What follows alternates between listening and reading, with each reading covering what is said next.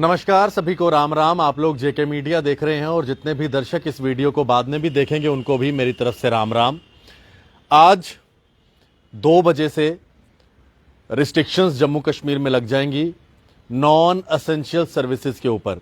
पहली बात तो मैं क्लियर कर दूं, काफी सारे लोगों के दिमाग में कंफ्यूजन चल रही है और ये कंफ्यूजन डाली भी एडमिनिस्ट्रेशन ने है, ये डाली भी डिजास्टर मैनेजमेंट ने है कि आखिरकार ये लॉकडाउन है या रिस्ट्रिक्शंस हैं। मैं सभी को क्लियर कर दूं, ये कोविड रिस्ट्रिक्शंस हैं नॉन एसेंशियल सर्विसेज के ऊपर। इसमें पब्लिक ट्रांसपोर्ट चलेगा, लेकिन 2 बजे के बाद जो रिस्ट्रिक्शंस लगाई गई हैं वो रिस्ट्रिक्शंस किस तरह की होंगी वो मैं आपको बताने जा रहा हूं।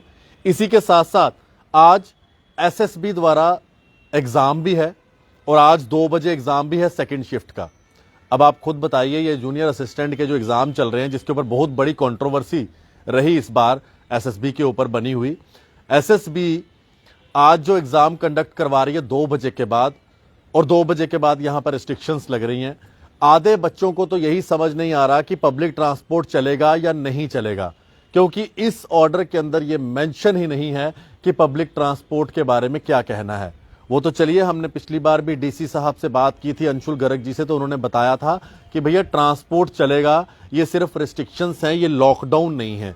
लॉकडाउन जो होता है वो हमने फर्स्ट वेव में और सेकंड वेव में देखा था, जब पूरी तरह से तारें बिछा दी गई थी और हर चीज के ऊपर जो है रिस्ट्रिक्शंस थी। लेकिन इस समय उस तरह की रिस्ट्रिक्शंस नहीं है। इस समय सिर्फ और सिर्फ नॉन एसेंशियल सर्विसेज के ऊपर जो है रिस्ट्रिक्शंस हैं। इसीलिए जितने भी लोग इस समय इस वीडियो को देख रहे हैं, मैं उन सभी को बता दूं कि इस समय जो रिस्ट्रिक्शंस हैं वो सिर्फ नॉन एसेंशियल सर्विसेज के ऊपर है। अब दूसरा सवाल ये खड़ा होता है, जो बच्चों के एग्जाम है उन बच्चों के लिए क्या है? एग्जाम अपने समय पर होना है आज, क्योंकि एग्जाम के लिए एसएसबी ने कोई नोटिफिकेशन नहीं दी है। इसलिए जिनका एग्जाम सेकंड शिफ्ट में 2 बजे है वो अपना एग्जाम देने जाएं। और साथ साथ में उनके एसएसबी तो उनके बारे में सोचती नहीं है और एडमिनिस्ट्रेशन को भी पता नहीं, समझ नहीं आ रही कि इनके बारे में सोचना है कि नहीं सोचना।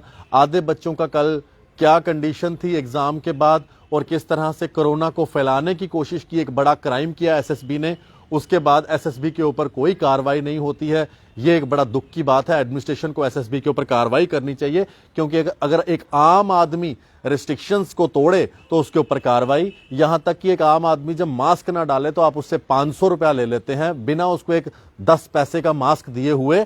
तो आप इतनी बड़ी कार्रवाई जब आम लोगों पे करते हैं तो एसएसबी पे कार्रवाई क्यों नहीं हो रही है?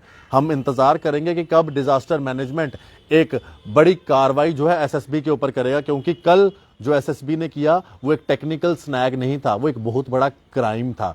और आज भी जो एसएसबी का एग्जाम है वो सेकंड शिफ्ट में है और 2 बजे वो शुरू होगी और बच्चों को जाना है, एग्जाम देना है। इसके अलावा जो लोग इस समय इस वीडियो को देख रहे हैं, क्योंकि कई सारे लोग जो है दफ्तर मेटाडोर्स में जाते हैं, बसेस में जाते हैं, उनको मैं बता दूं कि आपको जब वापस आना है तो आपको मेटाडोर बसेस जरूर मिलेंगी। और 2 बजे के बाद अगर रेस्ट्रिक्शंस हैं नॉन एसेंशियल जितनी भी सर्विसेज हैं तो उसके बाद देखते हैं कि दफ्तर बंद होते हैं कि नहीं होते हैं, लेकिन दफ्तरों के लिए अभी कोई इंफॉर्मेशन नहीं है। एसेंशियल सर्विसेज के दफ्तर हैं वो तो चलते रहेंगे आज भी और कल भी, लेकिन जो नॉन एसेंशियल सर्विसेज के दफ्तर हैं क्या वो बंद होंगे ये अभी तक कोई क्लियर नहीं है इस ऑर्डर में। लेकिन वहां पर जो मुलाजिम हैं, जैसे फैक्ट्री हैं उनके मुलाजिम हैं, तो उनको मैं बता दूं परेशान होने वाली बात नहीं है।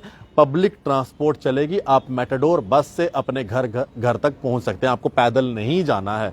उसके अलावा जो जिन लोगों के घरों में शादी ब्याह है, इस समय सबसे बड़ी कंफ्यूजन उन लोगों को है कि आखिरकार वो क्या करेंगे इन रिस्ट्रिक्शंस में। तो मैं उनको बता दूं, जो शादी ब्याह जिनके घरों में है उनके लिए इतनी ज़्यादा रिस्ट्रिक्शंस नहीं है। वो अपने घरों में जो गाइडलाइंस के हिसाब से शादी ब्याह के पूरा काम कर सकते हैं, जिसके अंदर 25 लोगों की ही सीलिंग कर दी गई है, 25 लोगों को ही बुलाने का प्रबंध है। लेकिन जिन लोगों के बैंक्वेट हॉल जिन्होंने बुक किए हुए हैं और बैंक्वेट हॉल में आउटडोर खुला मैदान है, जिस तरह से बाहर फंक्शंस वगैरह होते हैं, तो वहां पर आप हॉल की कैपेसिटी के हिसाब से 25% लोगों को बुला सकते हैं।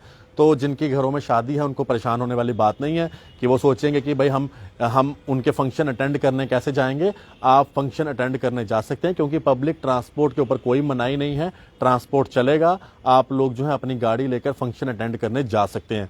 इसके अलावा जो लोग ये भी एक और छोटी सी परेशानी इस समय ये भी है कि जिन लोगों के घरों में शादी है उन्होंने ब्यूटी पार्लर्स या सैलून्स बुक करवाए हुए हैं, वो किस तरह से जाएंगे। तो पब्लिक ट्रांसपोर्ट चलेगा तो आप लोग उनके पास जा सकते हैं, अपना जो उन्होंने सैलून सर्विसेज या ब्यूटी पार्लर की जो भी सर्विसेज लेनी है शादी ब्याह में, वो भी अपनी सर्विसेज जाके वहां पर ले सकते हैं। क्योंकि ये सारी चीजें जो है एडमिनिस्ट्रेशन को क्लियर करनी चाहिए, जो एडमिनिस्ट्रेशन क्लियर नहीं करता और लोगों को कंफ्यूजन में डाल देता है। पिछली बार भी इन्होंने कंफ्यूजन में डाला और नेशनल हाईवे के ऊपर हजारों गाड़ियां जो है वहां पर खड़ी हो गई, जबकि इन्होंने बोला ही नहीं था कि पब्लिक ट्रांसपोर्ट चलेगी या नहीं चलेगी। लेकिन अभी मैं आपको क्लियर कर दूं, पब्लिक ट्रांसपोर्ट चलेगी। तो जिनके घरों में शादी ब्याह है वो भी परेशान मत होइए, वो अपना काम काज जैसा चल रहा है वैसे चलने दें। और दूसरी बात, जिन्होंने सैलून या ब्यूटी पार्लर्स जो बुक करवाए हुए हैं वो भी अपने जाके वहां पर अपना सैलून सर्विसेज ले सकते हैं, उसमें कोई मनाही नहीं है, आपको नहीं रोका जाएगा। क्योंकि ये रिस्ट्रिक्शंस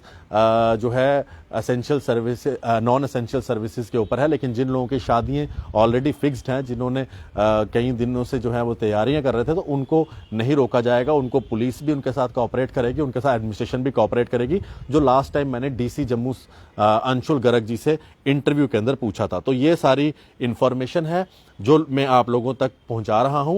और आप लोग जेके मीडिया पर पूरा विश्वास करें। जब भी आपको किसी तरह की भी कोई इंफॉर्मेशन चाहिए होती है, आपको कहीं फोन घुमाने की जरूरत नहीं है, किसी को पूछने की जरूरत नहीं है।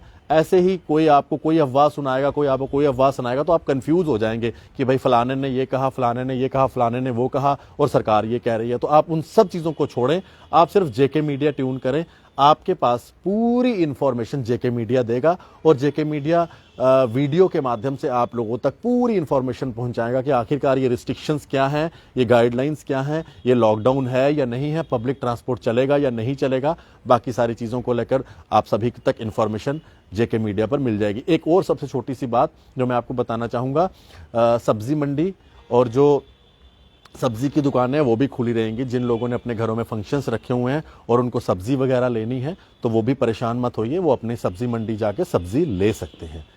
इसके अलावा जो भी फर्दर इंफॉर्मेशन होगी जेके मीडिया आपको बताता रहेगा और जेके मीडिया सिर्फ और सिर्फ ट्यून करके रखें, आप तक हर खबर पहुंचाएंगे। चाहे वो एसएसबी के एस्पायरेंट्स हों, चाहे बॉर्डर बटालियन के बच्चे हों, बीएसएफ सीआईएसएफ के बच्चे हों, आर्मी की रिक्रूटमेंट के बच्चे हों, कोई भी हमारा जम्मू कश्मीर का व्यक्ति हो जिसे किसी तरह की भी दिक्कत आए और वो अपनी बात एडमिनिस्ट्रेशन तक पहुंचाना चाहे, वो मुझे जेके मीडिया पर कांटेक्ट कर सकता है। मेरे फोन नंबर्स आपके पास है 9419391050। मुझे एसएमएस या व्हाट्सएप कर दीजिए, आपकी बात मैं एडमिनिस्ट्रेशन तक जल्द से जल्द पहुंचाऊंगा, कहीं और जाने की जरूरत नहीं है। धन्यवाद। आपका अपना चैनल, आपका अपना विश्वास सिर्फ एक ही है, वो है जेके मीडिया। राम राम।